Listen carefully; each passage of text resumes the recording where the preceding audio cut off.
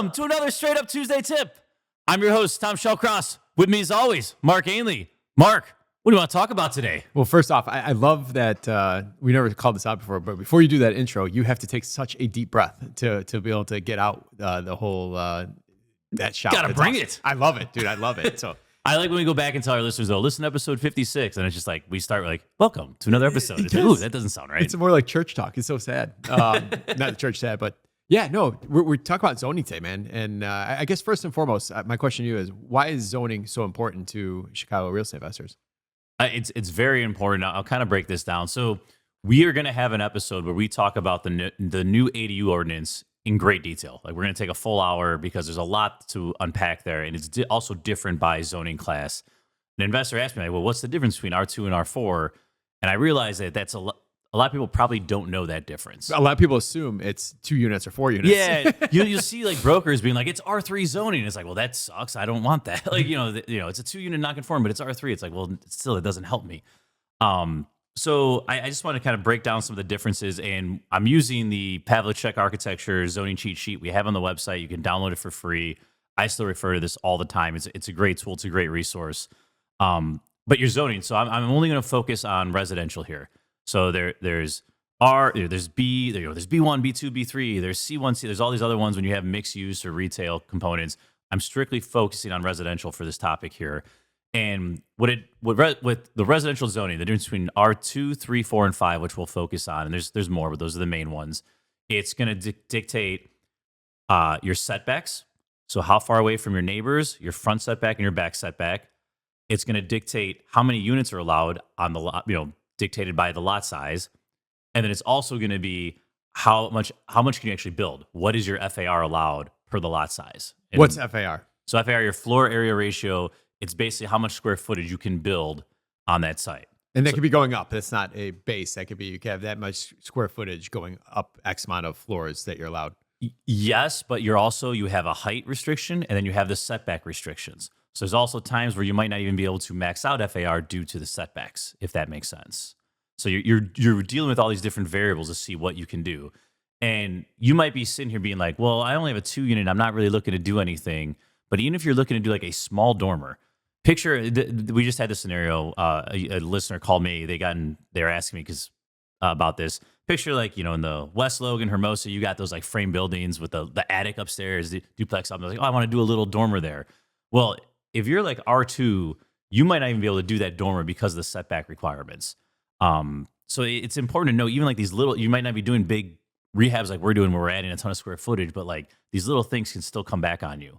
Also, you might be sitting on gold. You might have like an R4, R5 zoning, and you might be able to add a unit by right. So let's start with FAR. So you asked about that. A standard lot in Chicago, take the 25 by 125. That lot is 3,125 square feet. We're going to use that as our example here. Okay. Your FAR limits, if you're an R2, you can be 65% of that lot size. If you're R3, it's 0.9. R4 is 1.2. R5 is 2. How does that translate to units? We're separate conversation. Okay. We're doing FAR and then we're doing units. Okay. So FAR, let's say you have, an R2 0.65 on 3,125. That's not a big house, right? That's like 2,200 square feet. Whereas if you were R4, you can be 1.2 and you're over you're at 3,400, whatever that is. This does not include the basement. So it's very important to note that if you have this all above grade, you still get that extra 1,200 square feet, whatever that is in the basement. Also, kind of a caveat, regardless if it's R2, 3, 4, or 5, the basement has to be at least 50% below grade. So I'm going through this right now where I have to dig out the basement a minimum of a foot. So I have to underpin, which we probably would do anyways, but I have to do that so the basement doesn't count against my FAR, right? So if it's below grade enough, it won't count against this number, and you get to, you actually have a bigger house. But if it's, on grade, or if it's like, one of those where you just go down 2 or 3 steps, it actually counts against your FAR and it actually hurts you. Similar, we've had like, porches or mudrooms in the back that are enclosed. Those count against the FAR. We've torn that down so we can, build a bigger addition going up or whatever it may be. So all these things count against your FAR. Let me ask a question though. Is there a requirement? So you just said you had to take down the mudroom or the porch, whatever. Is there like a requirement, like it counts as square footage if it's heated, or if it's called more of a 3-season? Like how do you gauge that? Like an enclosed porch, like that wouldn't work against you, correct? I don't know the answer to that. I believe anything enclosed counts against you though. Okay. Right? Like, so I think anything enclosed, even if it's not heated, even if it's not like, the appraisal value, I know where you're going, Yes. where like, hey, the appraiser's not going to be credit because you don't have electricity, or you have electricity, but you don't have the heat or whatever it may be. Yep. But I think anything enclosed counts. Talk to an actual architect there, because we've had to eliminate those to go up or further back. So it dictates how much you can actually build, which is pretty important. Like if you're going to look to do an addition or go back, or if you're, I got this crappy little frame home, I'm going to tear it down and build my new single family. If you can only build like a 2,800 square foot home, like that doesn't do you any good, right? So FAR is one of them. The other one you asked about was like lots and units. So the amount of units you can have is dictated by how you're zoned and how big the lot is. So I'm just going to stick with that same example of having a 25 by 125 lot. Again, that's 3,125 square feet. If you have R2 zoning, you can only have one unit for every 5,000 square feet. So you can only build a single family home on there. There are plenty of 2 units and 3 units in the city that are grandfathered in on R2 zoning. Like if we had a disastrous fire, and I know these are brick buildings, but if we had some disaster that wiped all these out, like there's a lot of buildings where we could not build the 2 unit or 3 unit again. Like our zoning's very weird, where like, I don't know what percent, but a huge percent of it's grandfathered in. And it's kind of crazy that you couldn't build the same thing today. That's crazy. That makes me think, and this is probably a whole episode itself, is if your two flat burns down and you can only build a single family back, like you actually lost tons of value there. Yeah, I don't know how I don't know that if that would work. falls under laws and ordinance coverage, but Don't know how that works, but yes, like that's a risk. By right, like even same thing, R3, it's one for every 2,500 square feet of lot. So if you have if your lot's only 3,125, again, you can only build a single family. So R3 zoning, like if you have like a blank lot there, you can only build a single family home right now. This is separate from the ADUs, I'm saying by right. And then R4 is a big jump, because then if it gets to 1,000. So for every 1,000 square feet of lot, you can have a unit. Wow. So on a 3,000, a standard lot, which is again 3,125, now you can have 3 units by right. This is what's important for our listeners, because if you have that 2-unit non-conforming, or you want to do that, or you want to do the frame and go up with the attic or dig out the basement, you can do this without the ADU. You can do this by right. You still got to go through Department of Buildings, but you don't have to get involved with the alderman. By right, you can go in there with your permit and say, I'm converting this to a legal unit. So R4 zoning can be very important for someone who has that 2-unit with a non-conforming that can easily be set up as a 3. You could also think of it as, it could be already set up like duplex down. You see a lot of those where it's like, all right, I got to make a few changes here, but now I can get that 3rd legal unit. Garages don't count against your FAR, do they? No. So, and then R5, this is where it gets very interesting. You only need 400. You can have a unit for every 400 square feet of lot. So in that example, where you have a standard lot, again, 3,125 square feet, technically you could build a 7-unit building there. Now you would run into FAR restrictions, you would run into setback restrictions. You probably wouldn't be able to get a 7, but just from the lot perspective, you'd be able to do that. So R5 zoning can be very advantageous because, again, same thing. You can do the basement. You can split units. If you can do like small additions and add little 1x1s, like you end up getting capped by other requirements as opposed to the requirement for how many units you could have per lot size, if that makes sense. What about in the situation of adding separate buildings? So like, for instance, you took your building over there in Lakeview and you built a coach house. Like, how did that work? Did you have to, first question is, did you have to change zoning? And then 2, were you able to, is it different if it's separate buildings? That building's a great example. So here, let's talk through that. So this is picture like 3 units and then a basement. It was a legal 3 with not conforming, just needed to be completely gutted. It's R5. By right, I legalized that basement, right? So I went in right away, said, hey, we're legalizing this. Like, I don't care. It doesn't matter what the alderman says. Don't need to use an ADU bullet. Done. And then we built the coach house using our ADU bullet. What we could have done, and we thought about, and someone on Wilton just around the corner did this, we actually could have taken the building, gone back, and built tiny, like, 500 square foot 1x1s off the back of the building. So picture where the porch is right now, create an entrance there. So that's like your middle tier, your down middle the middle. tier entrance, and then had these small 1-1s off the back, and then a back porch for them. So they had their 2 forms of egress. So you actually could have made that a 6-unit building, but they would have been smaller 1-1s transient. Like the way we did it, I feel is like a better product, but we could have done more units than we actually did, all without having to ask for anyone's blessing. Again, you have to go through the Department of Buildings, you have to do permits, but like you don't have to deal with any of the, what I'd call the bureaucracy of going to the alderman and kissing the ring and neighbors complaining. Like R5 zoning gives you a ton of power to do these things. Are there a lot of properties out there that have R5 and people just don't No. realize they're sitting on it? R5 is pretty rare. I'm making a very general statement. The closer you get to the lake is probably where you're going to get the most. It's also important for our listeners, you know, if you're going to ask, hey, I'd like to legalize this basement, you're going to the alderman and you're asking to jump from R4 to R5, you might as well go in there and ask to do as much as you can with R5 zoning, right? He's upzoning it. That's what has to happen. The alderman has to upzone it for you. So you might as well think of like, all right, if I do get this, what can I do? Maybe I shouldn't be asking for 1. Maybe I should be asking for, hey, here's my plan to do 3, right? And then if there's any pushback, you can always get back to where you wanted to be. But if you're going to get the upzone, you might as well take as much as you can with it. So I've ran into the issue, and I always hear it. Parking becomes an issue when you're upzoning. What is that temperature of the city right now, or alderman, if you're doing that? Correct. So usually they want X amount of spots per, I forgot the acronym, but if you're in the TD, whatever the transfer, if you're close enough to a bus stop, and I'm butchering this, and every architect and attorney out there is yelling at me, but if you're close enough to that stop, like you have a little bit of forgiveness there. What's cool about the new ADU, which again, separate from all this, is now you actually can eliminate parking. Where before, if you built a coach house, you had to keep a garage. Like you had to keep parking there and build a coach house on top. So there are more relief coming to that. And I think there's also something that was passed on some of those bigger buildings. This became an issue when that guy took down like, you know, the mixed retail space and he wanted to build a 40-unit apartment building. And like he needed 25 spots. And obviously you can't do that. That eliminated a lot of bigger buildings. That also changed a while ago. And I do not know the specific answers to that. Yeah, and then one last thing to cover is also setbacks.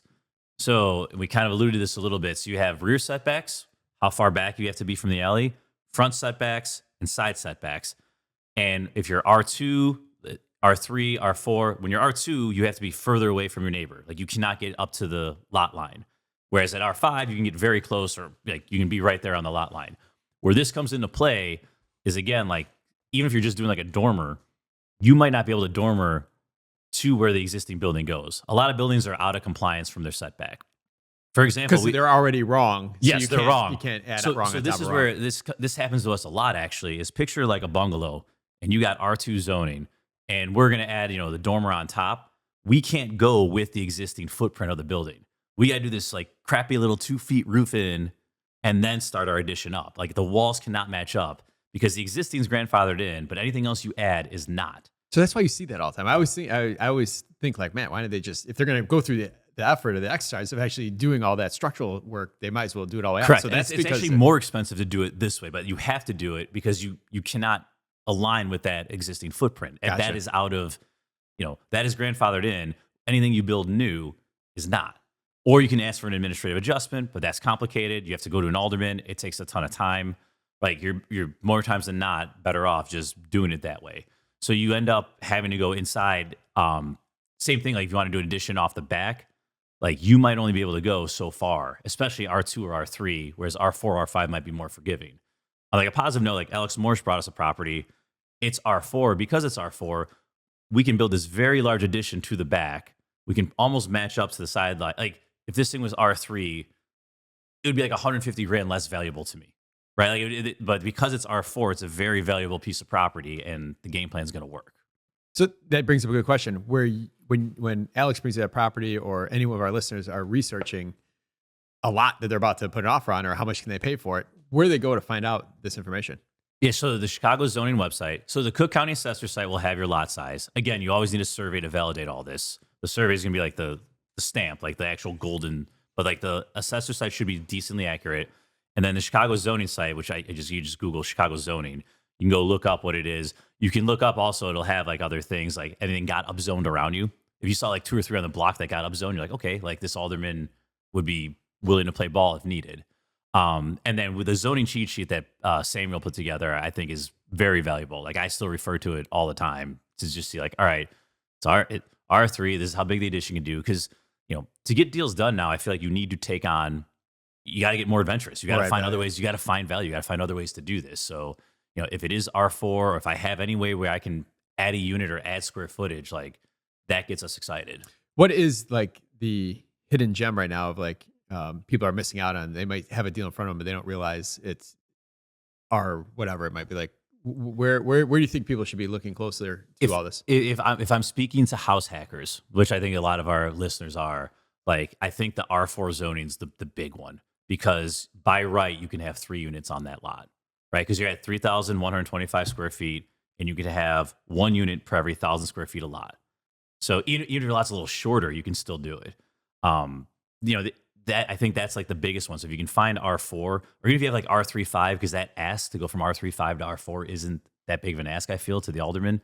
I think those are the big ones. And you're going to start seeing this. The reason we're having this episode, like 1, I think this is valuable information, and 2, you're going to start seeing this parlayed with the ADUs. So the new ADU ordinance also takes into account 2, 3, 4, and 5. And I think like you start combining, it's like going to be a combo effect of like, oh, and my ADU process gets easier. So yeah, if you're looking to build, looking to add units, pay attention to this. It doesn't mean run away if it's R2 or R3. Just know you have limitations. Yeah, like the building is going to be what it is. Like you're going to have to duplex down. You're not going to be able to add a unit, or you're going to have to go to the alderman. Well, I almost think as a wholesaler, you start attacking the R4s. Correct. Like you just market to them, so you actually know. More likely the seller is not realizing that they have this type of add value, and they're just comparing themselves to the R2 down the street. Correct. In comps, and that just might be a strategy for wholesalers in general. Yeah, 100%. I think and R5, like if you're someone like me who's gonna build or take on something, like those become like an automatic. Hey, we got to take a look at this and figure out what we can do here, because you can almost build a 6-unit building center entrance on any R5 property. Now, I gotta be careful because there's setbacks and whatnot, but like it's almost a possibility everywhere. So hey, like, what do we have a play here? Can we leave the existing front facade and build off the back? Or it's at least worth taking a look at every time. Is there a certain percentage of the back, so you build that middle piece, is there a certain percentage that has to be attached to it? Or it's like, as far as the back of the building? Like it's got to be, you can't just build a separate. It just has to be attached. Yeah. There's not a certain, okay. Awesome. What a great episode. Yeah. See, I do know a few things. So our listeners were questioning. No, joking. Validation episode. Yeah. All right, Chicago Fact. Who are we playing for? This is a funny one. It came across as they bought a shirt on the Straight Up Chicago Investor, but they put their name as Benny the Bull. So I don't know. I got an email. If I win this one, I'll email Benny the Bull. But like their name is literally Benny the Bull. So and it's probably one of my buddies. All right, so Benny the Bull. If I get this question right, I'm on my own today. You get a $50 gift card brought to you by today's sponsor, 𝗵𝗃 Architecturals. Yeah. And also anything we said today, like we are not attorneys or architects, so please validate with an actual architect who could walk you through this. This is investor to investor speak. That's what I always say. This is at a bar to networking event Yes. talk. All right. We're recording this just after the Chicago Marathon. So congrats to all who participated. I actually knew a lot of people who ran it this year. The annual Chicago Marathon, they was originally held from 1905 through the 1920s, but the first race in the present series, and it only had 4,200 runners at the time compared to the 50-something thousand. It was held in what year? So the first race in the present series was held in 1945, 1962, 1977, 1988. Only one guess. This sucks. 1988. 77. Oh, Close. Oh, man. It's been ran every year since then, except in 1987. They ran a half marathon because they had a sponsorship issue. So they put it together at the last second. And then 2020 COVID. You know what's weird? I did a little research on just running in general. Like you were kind of a weirdo before the 1980s if you ran. Like it was sort of like a weird thing. Like now it's such a norm. Like I did a little same thing and found out like New York was like killing it with the marathon, and Chicago was like, screw them, we're gonna do it better. Yeah, So that's the only reason we've had it. You know, I ran on Sunday, and I was very proud. I got like one of my personal bests for like miles, and like I go and look at what those scores are. Some of the guys did like sub 4 or sub 5, like consistently for 26 miles. Yeah. Gosh, like Insane. I was like, all right, I did nothing valuable today. So, all right. Well, Benny the Bull, I'm sorry, man. I did not pull this one off for you. We'll put your name back in the hat. Thank you for purchasing something off of the Straight Up Chicago merch store. And, Tom, thank you. I love these one-on-one shows. We got to do more of these. But listeners, if you liked anything here or you found this interesting, go to straightupchicagoinvestor.com, download the zoning cheat sheet. It has huge tips and just kind of hacks for you to understand if you're trying to buy the right property, trying to value a property. Maybe you're sitting on a property that you're trying to find a way to add value to. But download it, straightupchicagoinvestor.com. Tom, thank you. Listeners, we'll see you next week. Thanks all.